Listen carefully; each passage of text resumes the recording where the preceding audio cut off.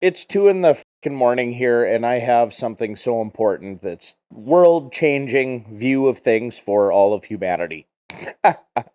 Says the guy with severe ADHD working at 2 in the morning. This experiment of big agriculture is quite something to think about. It hasn't been that long that we had massive combines and things doing tens of thousands of acres, that we have chicken barns with 17,000 chickens, that there's only one hatchery that is a big hatchery operation, that there's not spread out genetics of different animals and things.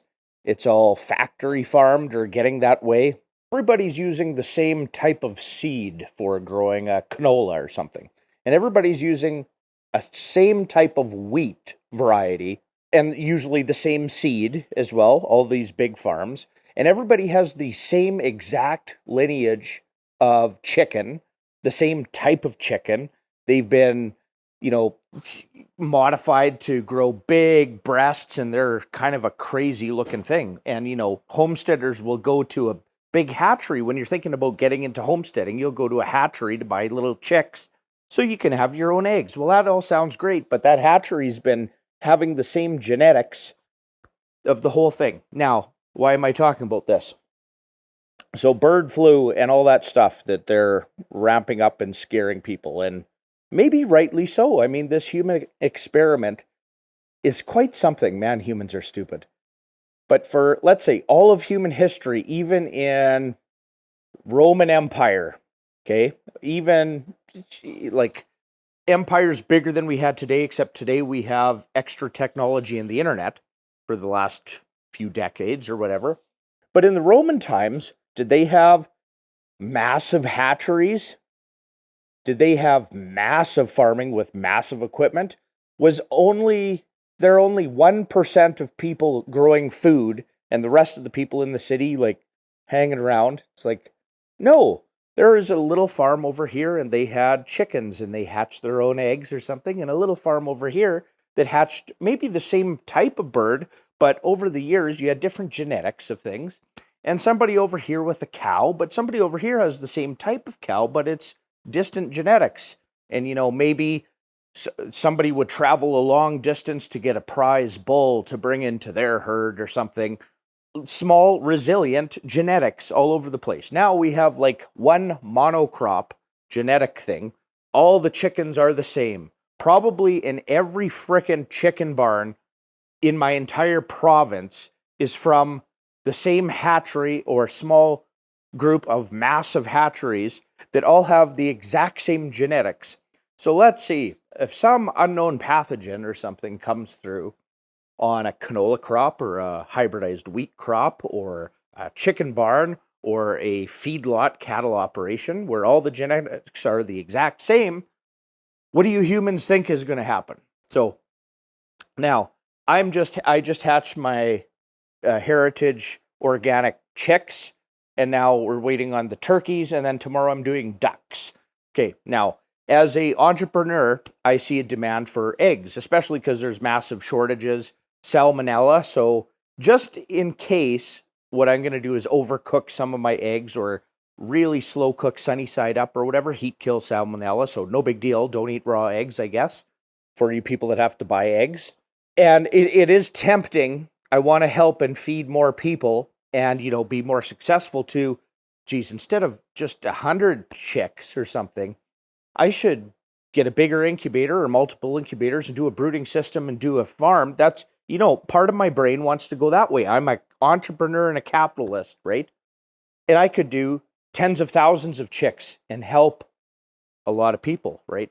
But, the way my mind always works too is I try to keep moral. So even if there's a topic or something that benefits me personally, or let's say instead of me going to the bank and saying, "Oh, Dean, sorry, you need a vagina or a darker skin tone. We can't help you at the bank." If they switched it to say, "Well, Dean, it's your lucky day. We're only giving loans to white males in there that are 37 years old," would I be like, "Yeah, so it's my lucky day. Let's vote for this"? I'd be like, no, that's not fair and that's wrong. Even though it benefits me greatly, that's still wrong. Now, to go into a massive farming operation in a monoculture is kind of maybe the way you get successful in today's really screwed up world, right? That is no. I don't know how many times I harp on this, but I'm never going to go big into one thing. That's why I'm doing heritage chicks and a mix and a different variety. And you know where I got those from? I didn't get them from a massive hatchery. I traveled a long time ago when there's no bird flu, everything's good. I traveled to a nice farm where they had a nice clean barn and everything, and I bought hatching eggs off of their really good stuff, and I hatched my own, and I have those genetics. When I got my cattle, I like the registered aspect of things. I hate government, but the registered aspect of lineage of some of these things, I know the genes and the heredity, like the lineage of my main group of cattle, and then I got a bull from very distant genetics, and I know where he was actually imported from, specialized bull.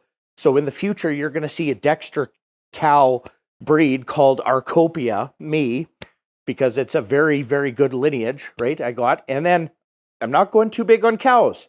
I'm going to get some goats too. I'm not going to just have a cattle ranch and just one gene of cows. You get goats, and then you get pigs. And the pigs you get from very good breeders. And again, the lineage, the registration, excellent. I'm not going to just do chickens. I'm also going to do ducks, and I'm going to have turkeys. And you try to give them the best life possible and the best feed possible. And instead of having a distributor and a wholesaler that takes it to the grocery store, because Dean just does eggs. No. With a multifaceted permaculture approach to things, I am more resilient. I am way more immune from pathogens and monoculture and bird flu and blight on crops.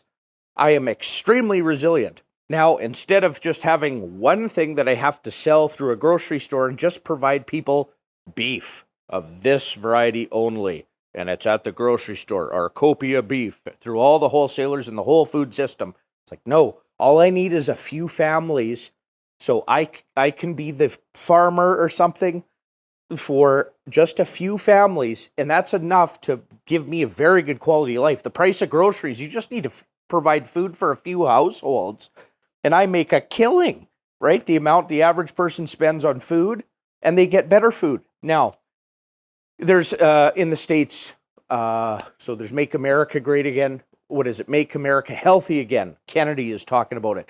And then they put Joel Salatin, who I'm a fan of, lots of his principles, on the organization to consult for the Make America Healthy Again. Okay, people complain about the price of food today.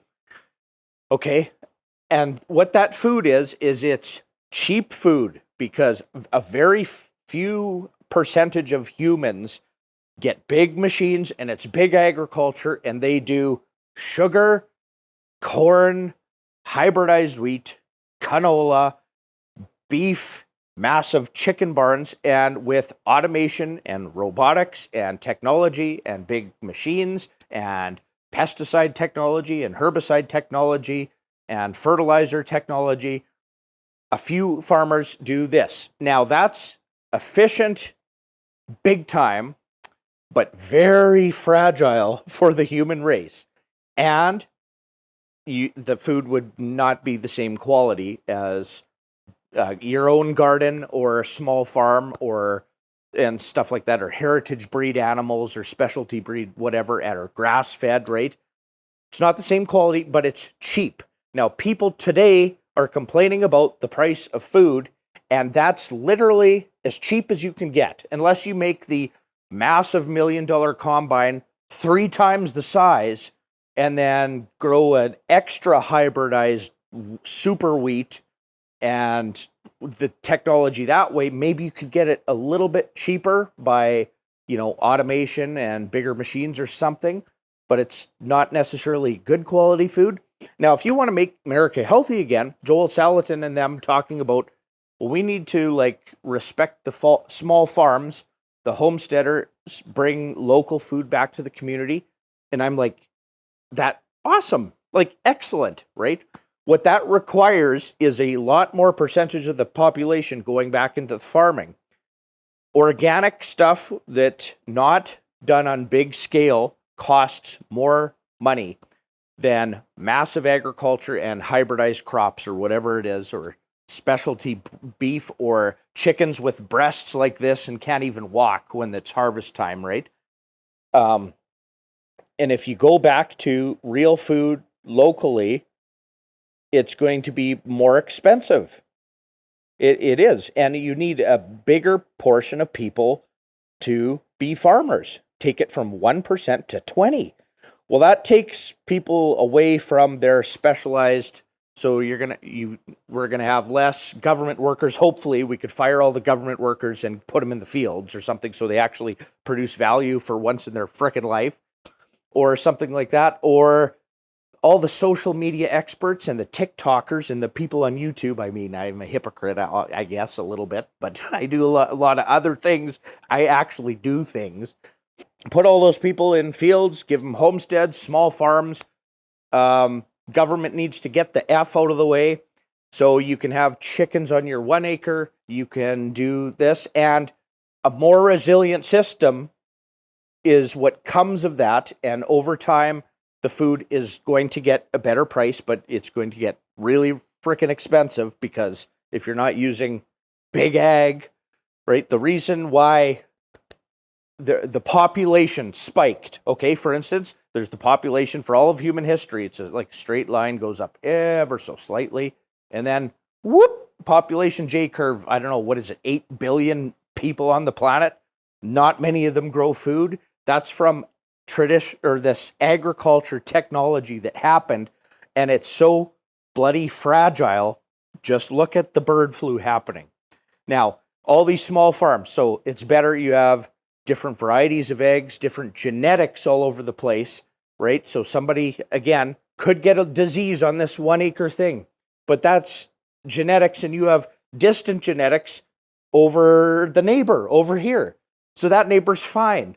A thing can't mutate through 17,000 bird chicken barns or million bird chicken barns or entire feedlots of cattle and wipe it out, because you'd have genetics of small, resilient farms, okay? So if the government or something now comes and cracks down or something on homesteads, well, there's a disease, so here's an idea. Let's kill every chicken on the planet, right? That's probably the solution. Like, you put a bunch of government workers together, they probably will come up with some ideas like that, right? It's like, no, I mean, you need chickens. Without a chicken, you don't get a frickin' egg. But I mean, what I don't know, this big experiment, there's no solution. I think humans are going to have to learn the hard way. Instead of going back to the land, which is an excellent life. I hope I'm proving that by some of the things I do. I love it. I love it. As opposed to rat race in the city, this is awesome. Like, this life is awesome. I eat fresh all the time. I just love it. I love it.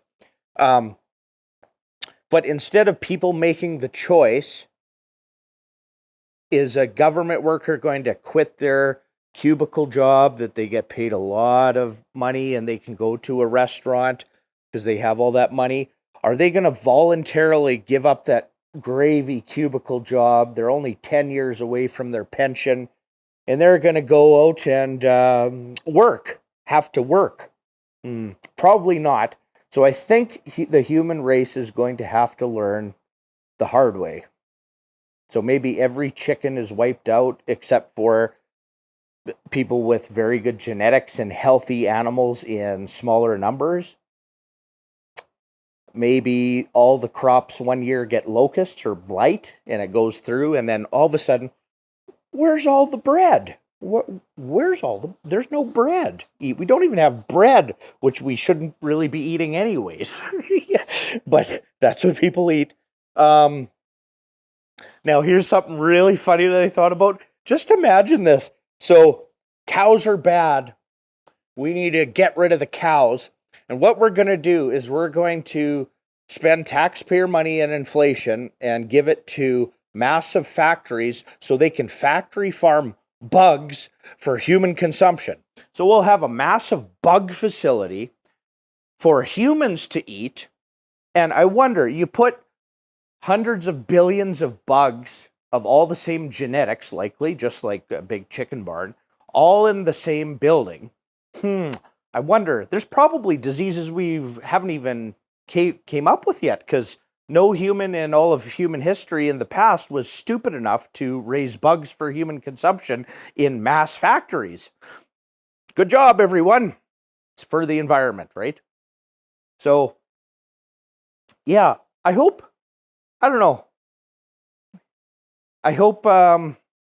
this is some humanity-saving advice for the human race.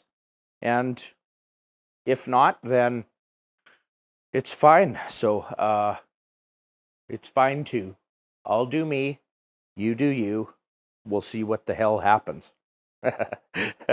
Worst case scenario, we all go back to source consciousness or the creator. So this was, what an experiment, hey? It's crazy.